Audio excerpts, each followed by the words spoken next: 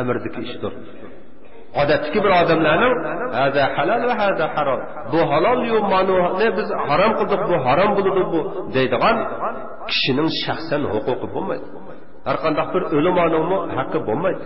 Ammo ahlal ilmlar, mujtahid ulamolar shuning buyurilganki, harom deb aniq ayrilgan narsani harom deb berish majburiyatimiz bor. Haromga o'xshagan narsani ham harom deb berish majburiyatimiz bor. Shubhalik bo'lgan narsalardan ham yiroq turishni tavsiya qilish majburiyatimiz bordir. Halolni mana biz hech qachon qo'yni harom deb bermadik. Shikani harom demadik. Hasalni harom demadik. Undan boshqa ne nozinin shirin shikar ichimliklar borkin, mevalardan bevosita chiqib chiqarilgan meva suylari bor edi, uni harom demadik. Nima uchun go'yo odamlar ana shuning o'xshagan dunyoda tuman ming xil shirin shikar ichimliklar tursa uni qo'yib shaklik bo'lgan yoki haromligi aniq bo'lgan narsalarga eslanib, bu harommi halolmi deb shuningga eslanib oladi. Shuningga bergan ko'nglingizni boshqa bir ishga bersangiz bo'lmaydi siz. Go'yo katta ahlul ilmi ulamolarning ko'ziga kirib olganini angladi. Jiqi munchilik bo'lsa, mushunchilik narsani o'lcham qilib turinglar. Mushun jiqini bir odam o'tirib ichib baqsa, mas qilamdi qilmamdi, ondan bir nima deyiladi. Hey, bir odamni mas qilgan qilmaganlik bilan necha millionlagan odamlarga o'lcham qilib bo'lamdi uni. Hatto bizning anglashlarımızga qaraganda naq 100% azroq chiqib qo'ysa mas qiladi degan narsani tuma bilan ichib o'tib, endi mas bo'lmay o'zidan faxrlanib, meni aroq mas qilolmaydi deb yuradigan odamlarni angladi. Masalan, shu odamni mas qilmaganligi uchun hamma odam birdek e'tirof qilgan, haliqi nejis bo'lgan aroq halol bo'lsin bo'lsa. Bizning yangidan chiqib o'xshamagan ismlar bilan bizga qo'shilib kelayotgan narsalardan yiroq turinglar. Biz mutlaq buni nejis haromdir deb o'tamizmi? Mutlaq buningdan o'zinglarni tortishinglar zarurdir deb keskin hukm chiqara olishimizga asos nima? U bo'lsa-mu, mana shu tarixiy hadislarki Payg'ambar alayhisolatu vassalam har turli yo'llar bilan, "Voy sen uni ras bug'doydan un tortib, non yig'ib bir qo'lga tutqizib qo'ysa, hech kim buni harom qilib demadi, mumkin emas.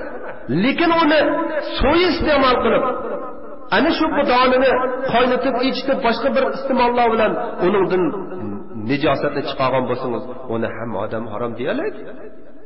Hasal bo'lishidan qat'iy nazar. Hasalni biz sizlarga shifo qilib berdik dedi Alloh subhanahu va taolo. Hasaldan nurg'un shifoliklarni qildik sizlarga dedi. Lekin siz ana shu shifolik hasalni boshqacha ishlab, boshqacha qaynatib, ichib, uningga bir nimalarni aralashtirib, nejis qilib olgan bo'lsangiz, biz ana shu qo'lingdagi shu hasalni harom deymiz. Shuningga buyurgan biz. İsimlerini başqa qo'ydi dedi.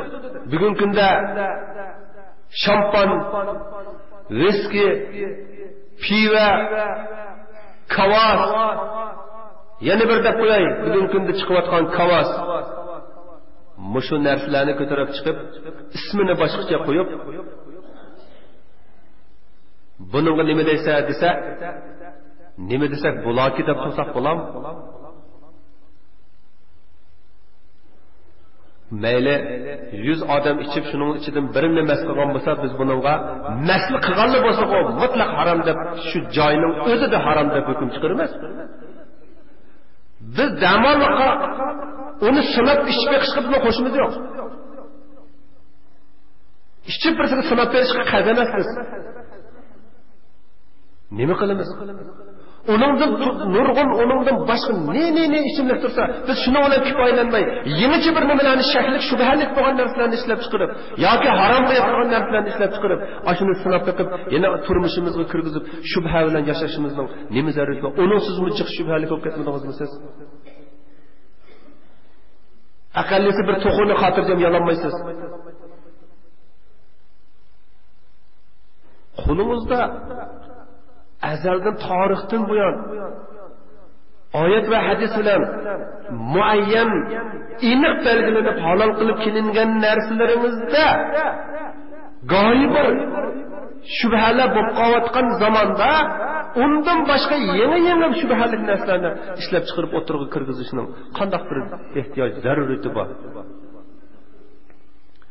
Endi biz buningga javobimiz shuki, u bo'lsa-mu payg'ambar alayhisolatu vasallam dedi, har qanday kallani qiyitgan narsa haroqdir, haroqning har qanday haromdir. Ismi nima bo'lishidan qat'iy nazar, nimadan ishlab chiqarishidan qat'iy nazar, keyingi kunlarda mening ummatlarimdan ikki narsani dedi. Biri jazoni kirib ketmaydigan uy bo'lmaydi dedi. Usul jazoni qo'rliqdan o'zini tortib qololmaydi. Hatto o'zi qat'iy qilmagan bo'lsa-mu, zarurat kelib qilib bo'lsa-mu, shuningdan yana bir otlab qoladigan yoki bo'yini purab qoladigan yoki shuni qilgan odam bilan o'tirib qo'pab qoladigan ishlar bugungi kunda beshimizga kelib ketdi. Yana biri keyin kunlikda aroqqa boshqacha ism qo'yib ichishga urinadigan bo'lib ketadi degan edi. Uning amaliyatini bugungi kunda ko'ryapmiz. Mana shu hadislarning ro'yiga asosan biz har qanday bir shaksiz sap mevzu bo'lgan bo'lsa, uningga hech kimning haddi emas, hatto payg'ambar alayhisolatu vasallam o'zining ichib qotmaydi, harom qilib o'tishgan. Agarda harom deb aytgan bo'lsa, bu chuqum vahiy orqali bo'lgan bo'ladi. Demak, buningga hech kimning haddi emas, buni harom qilib o'tishga. Ammo buningga andaqtu yomandaqtu ichishga o'xshash, qaynatib berib tashlab qo'yishga o'xshagan va undan boshqa spirt moddasi bo'lgan narsalarni aralashtirishga o'xshagan, buningga ashundaq suyi iste'mol qilib o'tib, akilib, yana buningda shak bormi yo'qmi deb so'rasangiz, buningga biz jazman shakva, shubha bor, mumkin bo'lsa bu haromga yaqin, buni qat'iy qilmaysa deydi. Biz mutlaq harom deyotamiz, mutlaq narsalarni, lekin mutlaq shuni qilishinglar harom deyalaymiz. Nima uchun? Chunki payg'ambar alayhisolatu vasallam al-halalu bayyinun val haramu bayyinun dedi. Halolmi uni oshkora belgilangan, harommi uni oshkora belgilangan. Ularning o'rtasida bir turkum shubhali narsalar bor. Buningdan o'zinglarni tortinglar dedi. Bu bir. Yana biri bayi deganimizdagidek haroqqa har xil ismlarni qo'yib ichadigan bo'lib ketadi. Degini istanglab bo'ladigan bo'lib qoladi deganligi emas. Ashundoq bir kunlar kelganda ana shuning o'xshagan yangicha narsalarning o'zinglarni tortinglar degan bo'ldi.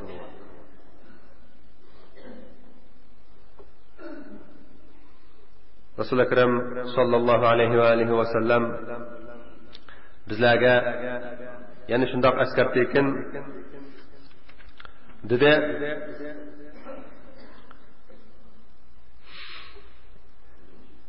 La'analloh dedi. Allohning la'nati bo'lsin. Alloh o'z rahmatidan yiroq qilsin bir necha turli odamlarni. U bo'lsa-mu asiruha. Aroq ishlagan, aroq yasagan odam. Mutasiriha. Aroq yasab qizg'on odam. Sharibaha. Aroq ichgan odam. Hamilaha. Aroqni ko'tarib olib bergan odam. Mahmulatayli, aroq akab berilgan, setish uchun yoki bir nima qilish uchun uni akaldirgan odam. Saqiha, aroq quyib bergan odam.